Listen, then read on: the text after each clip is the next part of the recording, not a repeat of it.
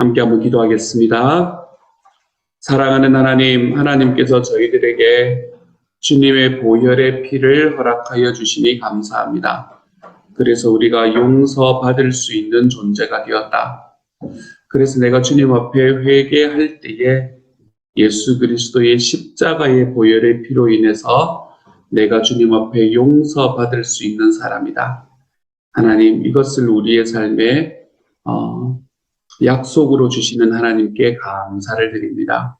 주님, 우리가 이 약속을 믿고 하나님 앞에 걸어갈 때에 우리 주님께서 우리에게 주시는 하나님의 그 은혜의 마음들을, 용서의 은혜의 마음들을 하나님 삶에서 잘 경험할 수 있게 하여 주셔서 주님, 이 땅을 살아가는 과정 속에 너무 큰 죄책감 속에 빠져 살아가지도 말 것이며, 하나님, 정말 우리의 삶에서 죄가 아무것도 아니라고 생각하고 살아가지도 않을 수 있는 하나님의 사람이 되도록 주여 도와 주옵소서. 모든 말씀 우리 주님 예수님 이름으로 기도드립니다. 아멘. 하나님께서 우리에게 주시는 말씀을 함께 읽습니다. 창세기 25장 19절부터 34절까지의 말씀입니다. 창세기 25장 19절부터 34절까지의 말씀. 우리 같은 목소리를 읽도록 합니다. 함께 읽습니다. 시작. 아브라함의 아들 이삭의 족보는 이러하니라. 아브라함이 이삭을 낳았고 이삭은 40세에 리브가를 맞이하여 아내를 낳았으니 리브가는 밧단 아람의 아람 족속 중 부두엘의 딸이요 아람 족속 중 라반의 누이였더라. 이삭이 그의 아내가 임신하지 못하므로 그를 위하여 여호와께 간구하매 여호와께서 그의 간구를 들으셨으므로 그의 아내 리브가가 그 아들들이 그의 태 속에서 서로 싸우는지라 그가 이르되 이럴 경우에는 내가 어찌할꼬 하고 가서 여호와께 묻자온대 여호와께서 그에게 이르시되 두 국민이 내 태중에 있구나 두 민족이 내 복중에서부터 나누이리라 이 족속이 저 족속보다 강하겠고 큰 자가 어린 자를 섬기리라 하셨더라. 그 해산 기한이 찬즉 해에 쌍둥이가 있었는데 먼저 나온 자는 붉고 전신이 털옷 같아서 이름을 에서라 하였고 후에 나온 아우는 손으로 에서의 발꿈치를 잡았으므로 그 이름을 야곱이라 하였으며 리브가가 그들을 낳을 때에 이삭이 60세였더라. 그 아이들이 장성함에 에서는 익숙한 사냥꾼이었으므로 들 사람이 되고 야곱은 조용한 사람이었으므로 장막에 거주하니 이삭은 에서가 사냥한 고기를 좋아하므로 그를 사랑하고 리브가는 야곱을 사랑하였더라. 야곱이 죽을 수 없더니 에서가 들에서 돌아와서 심히 피곤하여 야곱에게 이르되 내가 피곤하니 그 붉은 것을 내가 먹게 하라 한지라. 그러므로 에서의 별명은 에돔이더라. 야곱이 이르되 형의 장자의 명분을 오늘 내게 팔라. 에서가 이르되 내가 죽게 되었으니 이 장자의 명분이 내게 무엇이 유익하리요. 야곱이 이르되 오늘 내게 맹세하라. 에서가 맹세하고 장자의 명분을 야곱에게 판지라. 야곱이 떡과 팥죽을 에서에게 주매 에서가 먹으며 마시고 일어나 갔으니 에서가 장자의 명분을 가볍게 여김이었더라. 아멘. 아멘.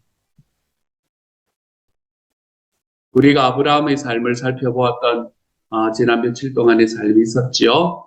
아브라함의 삶을 우리가 한마디로 표현을 하면 어떻게 표현할 수 있다라고 말씀을 드렸나 하면 우리는 아브라함의 삶은 아브라함 자신이 뭔가 특별한 능력을 가지고 있거나 그가 뭔가 특별한 특질을 가지고 있어서 그가 하나님 앞에 부르심도 받고 그가 믿음의 조상도 되어 왔던 그런 삶이 아니라 아브라함은 저와 여러분과 똑같은 사람인데 정말 아무것도 다른 것이 없는 사람인데 하나님께서 그 아브라함을 참 열심히 쫓아오시고 참 열심히 만들어 가셔서 결국에는 그 아브라함이 하나님 앞에서 하나님을 찾는 것은 이제 계속해서 찾았었지만 하나님의 말씀에 온전히 순종하지 못하고 이집트로 가고 하나님의 말씀과 약속을 믿지 못하고 그리고 자기에게 아들이 있을 거라는 것 끝까지 믿지 못하다.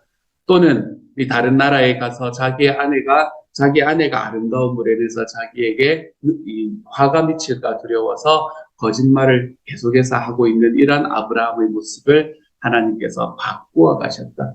그런 하나님의 열심으로 우리가 아브라함의 삶을 바라보았었습니다. 아브라함을 바라보면서 우리가 이 사람은 믿음의 위인이다라고 이야기를 하고 바라보면 그러면 우리는 별로 얻을 게 없습니다. 왜냐하면 우리는 위인이 아니거든요. 우리는 아무리 봐도 믿음의 위인이 아니잖아요. 그렇죠? 그래서 이 아브라함은 정말 믿음의 위인이구나라고 생각을 하고 바라보면 그 아브라함의 삶은 우리와 동떨어진 삶을 이야기할 수밖에 없습니다. 하지만 아브라함도 나와 똑같은 사람인데 하나님께서 그 아브라함을 나와 똑같은 아브라함을 결국에는 마지막에 하나님께서 자기의 독생자를 바치라고 이야기하는 그 말씀에도 순종할 수 있는 사람으로 바꾸어 가셨구나 라는 것을 우리가 알게 되면 그 아브라함의 삶이 나에게도 일어날 수 있다는 것을 우리가 기억할 수 있게 되는 것 같아요. 그래서 절대로 이 초반의 아브라함에게는 있을 수가 없던 이야기. 여러분, 아브라함의 인생의 초반에 하나님께서 아브라함에게 나타나셔가지고, 야, 너의 독생자 나에게 바쳐라 라고 이야기했다면 아브라함이 들었겠어요, 여러분? 절대로 안 들었을 겁니다. 그렇지만 하나님께서는 그의 인생을 들여서 하나님의 인도하심을 보여주셨고, 하나님의 능력을 보여주셨고, 그렇게 아브라함이 하나님에 대해서 조금씩 더 그 마음을 하나님에 대한 마음을 가지게 되었고 하나님을 더 신뢰하게 되었고 그렇게 하나님을 조금씩 더 신뢰하던 아브라함의 삶이 점점 커져서 결국에는 우리가 바라보기에 정말 말도 안 되는 것 같은 그런 말씀을 하실 때에도 그 말씀에 순종함으로 결국에 예수 그리스도를 이 땅에 주실 수 있을 만한 그 하나님의 그 전조, 그 하나님의 상징을 우리에게 보여주었던 사람이 바로 아브라함이었다는 것이지. 그러므로 아브라함의 삶을 우리는 아브라함이 열심히 바뀌어 간 것이 아니라 하나님이 열심히 바꾸어 가 주셨다라고 이야기했던 과정으로 우리는 바라보았었습니다. 하나님이 열심히 바꾸어 가시는 과정 속에서 아브라함의 삶에서 있는 즐거움들이 많았던 게 아니었던 것 같아요. 아브라함의 삶에 큰 즐거움들이 있었던 것, 아이 태어날 때 정도? 근데 아브라함이 가장 즐거웠던 13년은 또 하나님이 쑥 빼버리시고 그러셨지 않습니까? 아브라함이 그렇게 하나님 앞에서 하나님이 열심히 아브라함을 빚어가시는 과정 속에서 아브라함에게는 생각보다 더 많이 고난의 삶이 닥치고 있었다는 것을 우리는 볼 수 있습니다. 그의 이집트에 내려가서도 그랬고 아니면 다른 이제 아비멜렉이라는 그 아말렉 지역에 넘어가서도 그랬었고 어쨌든 그런 곳에 가서서도 계속해서 자기의 아내 때문에 고난받을 것에 대한 두려움이 그의 마음에 있었고 그리고 또 주변에 있는 사람들과의 관계 속에서도 그렇게 막 좋은 관계들을 막 맺고 살아갔던 그런 과정이 아닌 때도 있었습니다. 자기밖에 자기에게 지금 가까이 있는 유일한 친척이었던 롯이라는 사람이 이제 자기가 선택한 땅에서 좀 즐겁고 행복하게 살아가면 좋은데 또 그렇지 못해가지고 전쟁통에 휘말려가지고 다른 나라에 사로잡혀가는 일도 겪었었고 그리고 그 자기 조카였던 롯의 가정에 일어났던 그 폐륜적인 이야기를 들으면서 여러분 아브라함의 마음은 또 얼마나 아팠겠습니까? 이러한 삶에 있는 고난의 과정을 통해서 하나님께서는 아브라함을 순간순간 변화시켜 나가셨다. 우리는 이것을 바라볼 수 있게 되는 겁니다. 그래서 아브라함은 그의 삶에 있는 고난 속에서 내가 그 고난을 넘어간 게 아니라 하나님께서 그것을 넘어가게 하심으로 인해서 하나님께서는 이 아브라함을 결국에는 너의 아들 이삭을 바쳐라 라고 이야기하는 이 말씀에 순종할 수 있는 믿음의 거인인 아브라함으로 만들어 가셨다. 아브라함의 시작은 처음부터 믿음의 거인이었던 것이 아니라 아브라함은 그렇게 하나님 앞에 만들어 가진 존재다. 하나님께서 그의 열심으로 아브라함을 그 믿음의 조상의 모습으로 만들어 가신 분이 바로 하나님이셨다라는 것을 우리가 말씀을 통해서 바라볼 수 있게 되었던 것 같습니다. 그게 아브라함의 일생을 우리가 바라보는 방식이었었습니다. 이 방식은 제가 처음에도 말씀드렸지만 예전에 요즘 뭐 개정판이 계속해서 나오고 있는지는 모르겠지만 예전에 이 설교집을 쓰신 이 박영선 목사님이라는 분의 이 설교집 중에 하나인 그 하나님의 열심이라는 그 책이 가지고 있는 방향성을 제가 쫓아가고 있다라는 걸 미리 말씀을 드렸습니다. 그리고 난 다음에 아브라함이라는 사람이 이제 죽게 되고, 그리고 그 이후에 나타나는 사람이 이삭이라는 사람이 나타나는 것을 보게 돼요. 이삭이라는 사람은 하나님께서 자기를 칭하시면서 이 믿음의 조상이 저희 족장들 세 사람의 이름을 이야기를 많이 하시거든요. 나는 아브라함의 하나님이고 이삭의 하나님이고 야곱의 하나님이다라고 이야기하시는 이야기를 자주 하시잖아요. 그렇게 나오는 큰 족장 세 명의 이름 중에 한 사람이 바로 이삭이라는 사람입니다.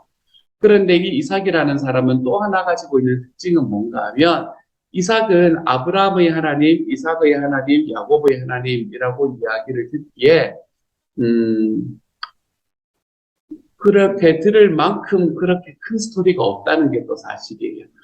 이삭은 성경을 보면 한 3장 정도 나옵니다. 창세기에서는 한 3장 정도의 이삭의 스토리가 나오고, 그리고 난 다음에 바로 야곱의 스토리로 이어지게 돼요. 물론 이삭이 거기에서 이제 죽게 되는 것은 아니지만 야곱의 스토리 속에서 나타나는 이삭의 이야기가 조금 더 나타나는 것으로 마무리가 되죠. 이삭은 굉장히 조용한 사람이었다라는 것을 우리가 지난번에 볼 수 있었을 거예요. 그렇죠? 왜 이삭이 조용한 사람이었을까라는 걸 생각을 해보면 뭐 그럴 수도 있었겠다라는 생각이 듭니다. 반대일 수도 있나요? 자기 형이 자기보다 14살이 많아요. 소위 자기 집에 있는 형이 자기보다 14살이 많고, 그리고 이제 그 집에서 태어났을 때에 집안에 문제가 좀 있어요. 가정적인 문제를 태어날 때부터 봤어요. 우리 지난번에 저희 할아버지도 그러셨거든요. 저희 할아버지도 작은 할머니가 계셨거든요.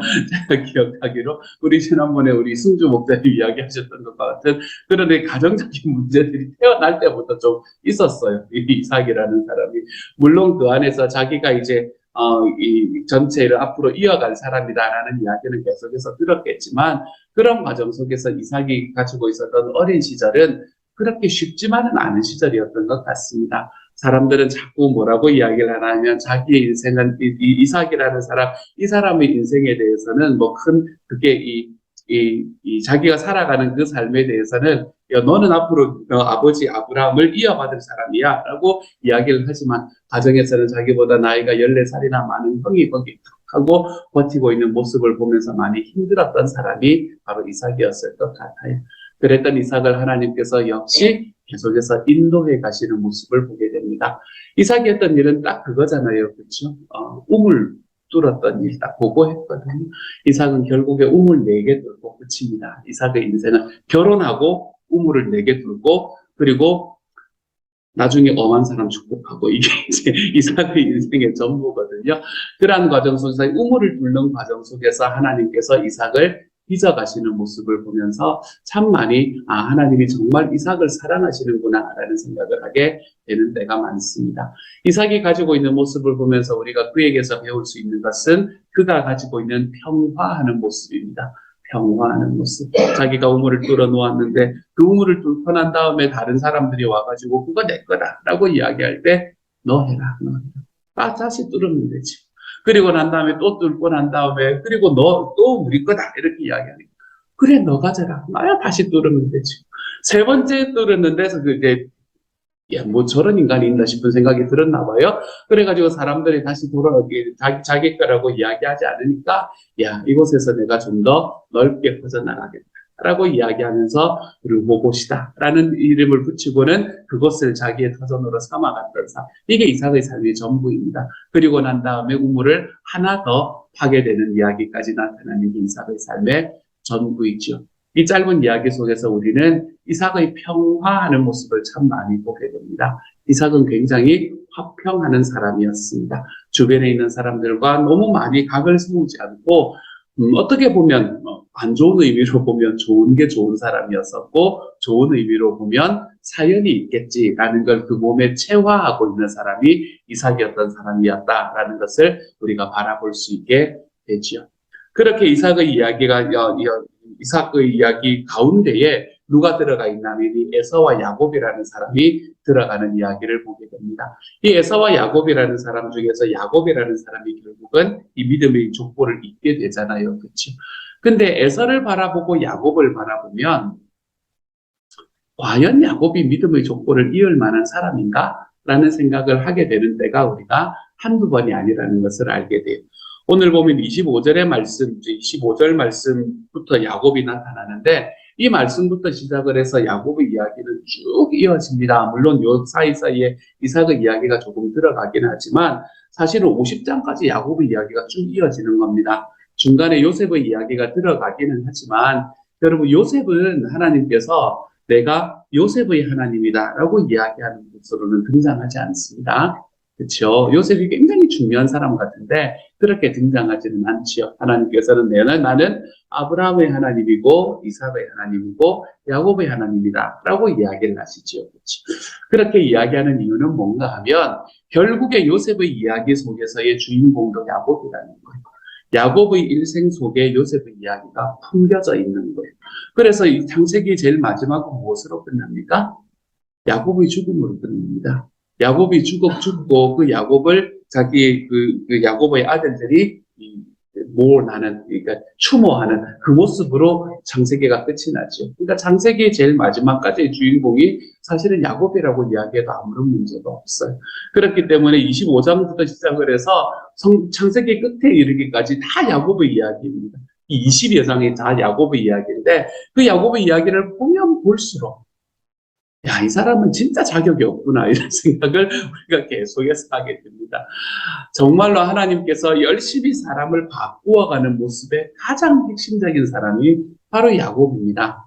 우리는 아브라함도 그렇게 바라보았었지만 그리고 이삭은 좀 짧기 때문에 우리가 그것을 바라보기가 조금 무리가 있는 부분이 있기는 하지만 그럼에도 불구하고 야곱이라는 사람하고 비교할 수가 없습니다.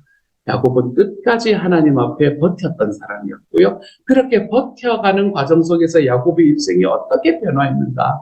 그리고 그의 일생의 변화 속에서 하나님께서 마지막에 이집트의 이집트의 파라오에게 어떤 이야기를 하도록 만들었는가. 나중에 여러분 그 부분 보면 기가 찹니다. 야곱이 어떻게 이렇게 변할 수 있었을까 하는 그 기가 찬 스토리들이 나타납니다. 이 과정 속에서 하나님이 야곱을 어떻게 만들어 가셨는가, 어떻게 열심히 만들어 가셨는가라는 것을 우리가 앞으로의 스토리를 통해서 바라볼 수 있게 될 거예요.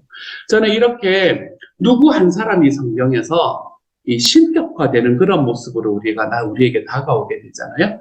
그러면 저와 여러분에게 그 말씀이 주는 큰 울림이 없다는 것이 너무나 분명해지는 것 같습니다. 어떤 스토리를 바라보든 이 사람이 나와 같은 사람입니다. 그런데 하나님께서 어떻게 변화시켜 나가는지 보자. 하나님께서 나는 어떻게 변화시켜 나가실까? 우리가 이것에 대한 생각들을 우리의 마음속으로 가지고 말씀을 읽을 때에 우리는 그 말씀 속에서 지금 나에게 주시는 하나님의 말씀을 경험할 수 있게 될 것 같습니다.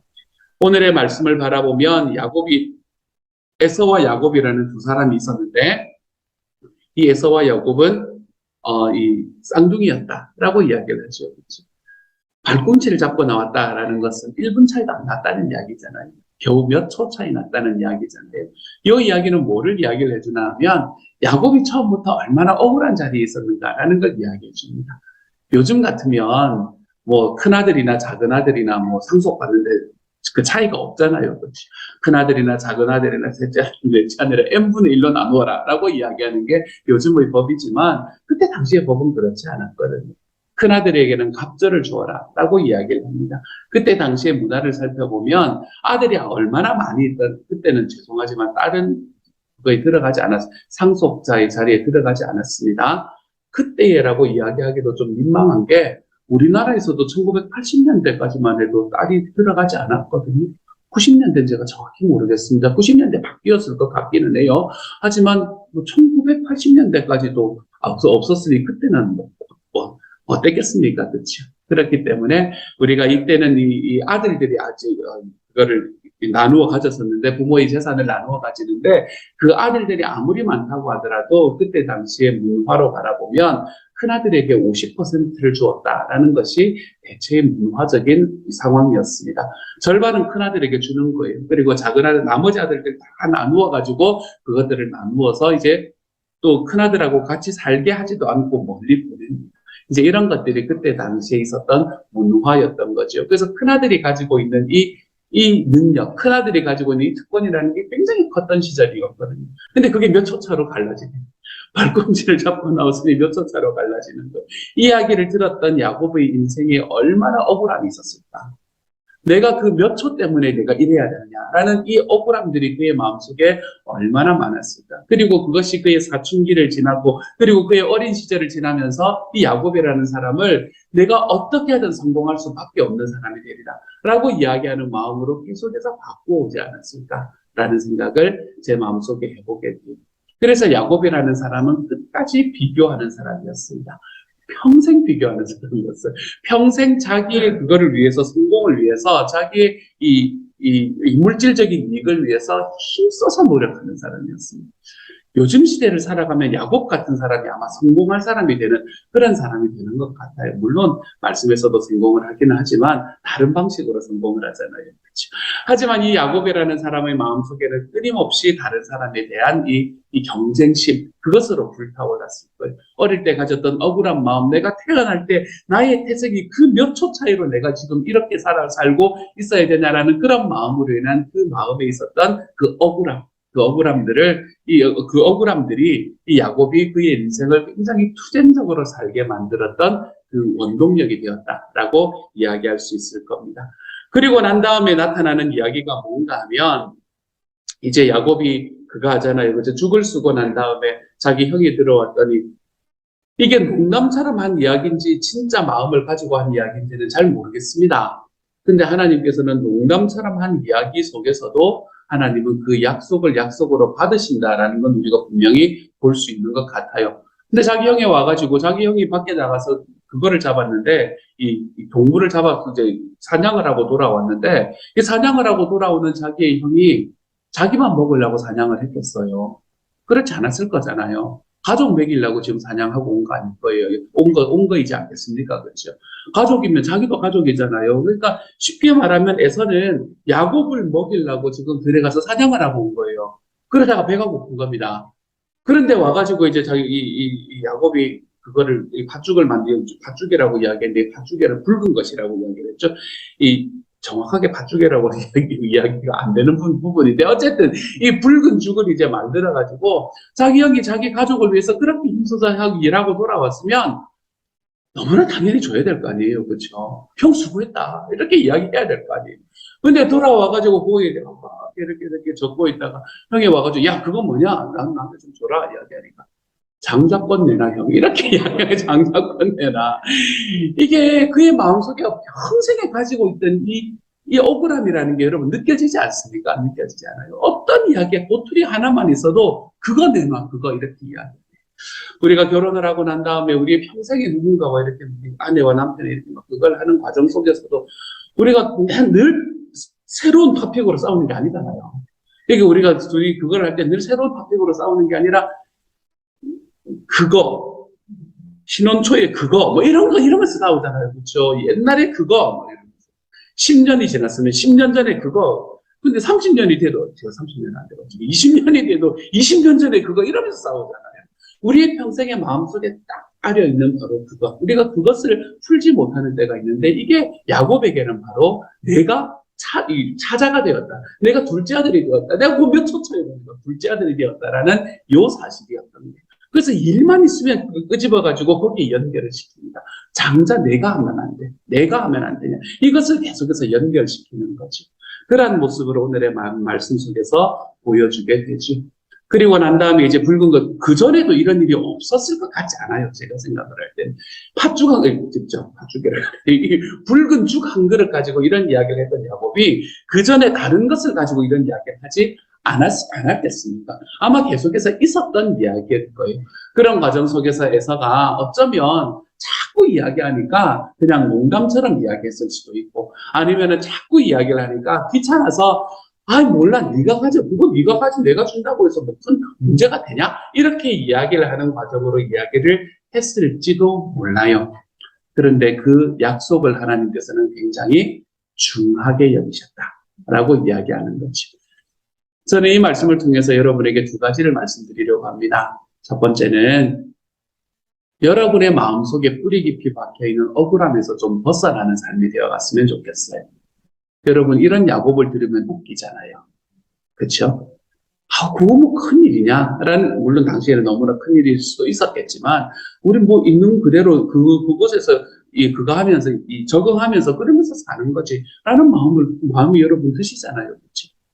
근데 야곱이 가졌던 억울함과 같은 억울함이 나한테 있을 때, 내가 그 모습으로 나아가는 과정 속에 이거는 내 일생에 절대로 중요한 거다라고 이야기할 때, 하나님이나 나와 함께 있는 사람들은 똑같은 이야기를 할 수도 있다는 것을 기억하시기를 바랍니다. 나의 억울함, 내 평생에 이것만은 이러면서 이야기하면서 살아가는 것이 사실은 이 야곱의 장자권 같은 그런 모습일 수도 있음을 우리가 좀 기억하시기를 소망합니다. 내 평생의 억울함 이런 것 같이 갖고 살아가지 마십시다. 여러분. 내 평생의 억울함이 아니라 하나님께서 나에게 주시는 평생의 은혜, 여러분 이런 것 좀 붙들고 살아가면 얼마나 멋지겠어요. 그래서 우리의 마음속에 있는 억울함, 내 마음속에 있는 정말 내 일생에 이것만은 이루어야 내가 인간이라고 말할 수 있지 뭐 이런 것들, 여러분 이런 것들에서 좀 벗어나서 하나님 앞에 좀 더 자유로워질 수 있는 하나님의 사람이 되어가시기를 소망합니다. 이게 첫 번째. 두 번째로는요, 우리는 우리의 삶 속에서 그것이 농담이었건 아니면 내 주변 사람들과 그냥 너스레를 떠는 과정 속에서 일어났던 과정이었던 상관없이 하나님 앞에서 하나님께서 나에게 주신 그 하나님의 약속에 관련된 일이라면 우리의 말과 행동을 좀 조심할 필요가 있습니다. 너무 쉽게 하나님의 약속을 희화화시키는 일도 별로 좋은 일이 아니에요. 어떤 일들이 있을 때에 예수님께서 하나님께서 나의 이야기 속에서 언제나 높임을 받고 계시는가? 내가 하나님의 약속을 내 삶에 약속이 이루어질 거라는 그 확신 속에서 나의 말과 행동을 하고 있는가? 우리가 이것을 좀 돌아보았으면 좋겠습니다. 우리 이야기를 하려면 할 게 많지만, 어쨌든 요즘 굉장히 이렇게 농담처럼 하나님께서 이 약속들을 희화화하는 경우가 참 많은 것 같아서 제 마음이 아쉬울 때가 있습니다. 제가 늘 말씀드리는 거지만, 결혼 가능하면 늦게 해라. 이런 이야기 있잖아요. 인생의 무덤이다. 뭐 이런 이야기 있잖아요. 왜 꼭 하려고 하냐. 뭐 이런. 아이들, 왜 거기에 매이려고 하냐. 낳지 마라. 왜 거기에 매이려고 하냐. 뭐 이런 이야기들이 농담처럼, 진담처럼 사회에서 쭉 퍼져가고 있는 이런 모습들이 제가 마음이 참 많이 아프거든요.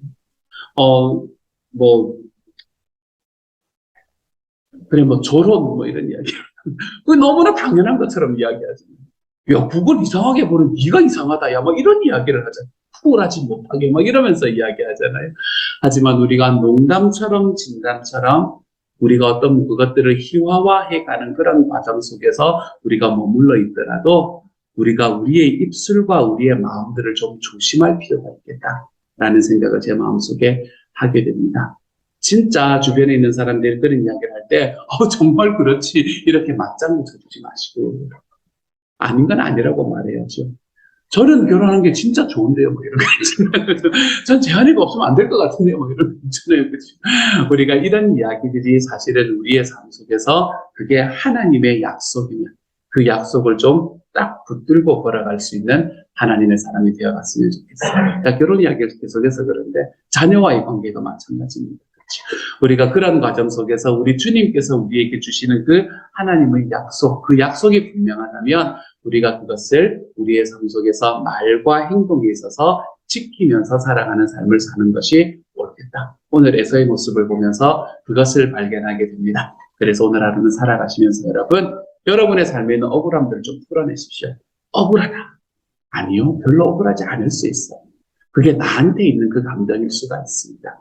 또 내가 하나님께서 나에게 주신 약속을 그냥 사람들과의 관계 속에서 웃고 넘기는 이야기로 그냥 희화화시키는 일들이 있다면 여러분 거기서도 좀 벗어나십시다. 하나님께서는 그런 우리의 이야기 때문에 에서에게 장자의 자리를 뺏어가실 만큼 하나님은 그런 이야기조차도 듣고 계시는 분임을 기억하며 살아가십시다. 그래서 우리의 삶이, 오늘 하루의 삶이 하나님의 약속도 붙들고 내 삶 속에 있는 억울함도 풀어낼 수 있는 그런 하나님의 사람들로 자라가는 저와 여러분이 될 수 있기를 우리 주님 이름으로 축복합니다. 함께 한번 기도하십시다. 사랑하는 하나님, 하나님께서 열심히 사람을 만들어 가십니다. 저도 열심히 만들어 가시는 하나님임을 믿습니다. 그러니 오늘보다는 내일이 나을 거고 내일보다는 모레가 나을 겁니다. 내가 주님께 붙어 있기만 한다면 말입니다. 그러한 삶을 우리가 경험할 수 있도록 주님께서 도와주십시오. 하나님, 오늘 야곱과 에사의 모습을 보면서 야곱을 평생에 그 마음에 가지고 있었던 그 억울함의 근원을 봅니다. 나에게도 억울함이 있습니다. 주님이여. 하지만 그것이 나에게는 너무나 중요하고 왜 사람들이 나의 억울함을 이해해주지 못하냐라고 생각을 할지 모르지만 우리가 야곱을 보면서 웃어 넘기는 것처럼 어쩌면 우리의 억울함도 그러한 모습일지도 모른다는 것을 한번 깨달아 볼 수 있게 하여 주십시오. 그래서 주님 그 억울함에 꽉 매여서 머물러 있는 것이 아니라 아무것도 아닐 수가 있겠구나. 그리고 거기서 털고 하나님 앞으로 걸어가 볼 수 있는 삶을 선택해 보도록 주님께서 도와주십시오. 주님, 우리의 삶에서 하나님의 약속이 있다면 그 약속을 희화화하지 않게 하여 주십시오.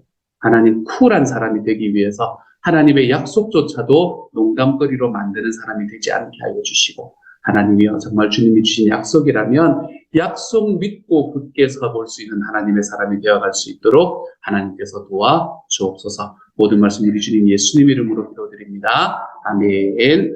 하늘에 계신 우리 아버지여, 이름이 거룩히 여김을 받으시오며 나라의 임하옵시며 뜻이 하늘에서 이룬 것 같이 땅에서도 이루어지이다.